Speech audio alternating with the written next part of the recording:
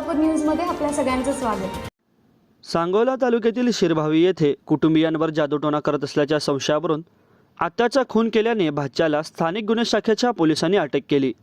शिरभावी गावालगत असलेल्या वन विभागाच्या जागेत 55 ते 60 वर्षीय महिलेचा दगडाने व धारदार शस्त्राने खून झाल्याचे 11 मार्च रोजी सायंकाळी 7 वाजता आढळून आले होते।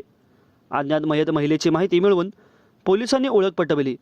मयत महिलेचे नाव द्वारका बबन माने, राहणार धायटी, तालुका सांगोला असे असून ती तिच्या 2 मुलांसमवेत राहते। द्वारका या 11 मार्च रोजी धायटी येथील राहत्या घरापासून तिच्या परिसरामध्ये राहणाऱ्या भावाकडे गेल्याचे तपासात निष्पन्न झाले। पोलिसांनी सखोल तपास केला असता त्यांना महिलेच्या मृत्यूनंतर तिच्या सख्या भावाचे व त्यांच्या मुलांचे वर्तन संशयास्पद आले। महिलेचा भाचा गुन्हा उघडल्यापासून आपले अस्तित्व लपून राहत असल्याचे लक्षात आले। भाच्याचा शोध घेऊन चौकशी केली असता त्याने आमच्या कुटुंबियांवर जादूटोणा करती आमची प्रगती होत नव्हती, त्यामुळे दगडाने डोके ठेचून खून केल्याची कबुली दिली। यामुळे या प्रकरणी भाचा विजय दत्ता खांडेकर वय वर्ष 42 राहणार शिरभावी, तालुका सांगोला याला अटक करण्यात आली आहे।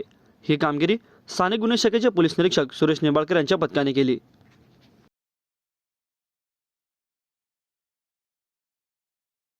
माझं सोलापूर न्यूज या यूट्यूब चॅनलला सबस्क्राईब करा आणि बेल आयकॉन प्रेस करायला विसरू नका।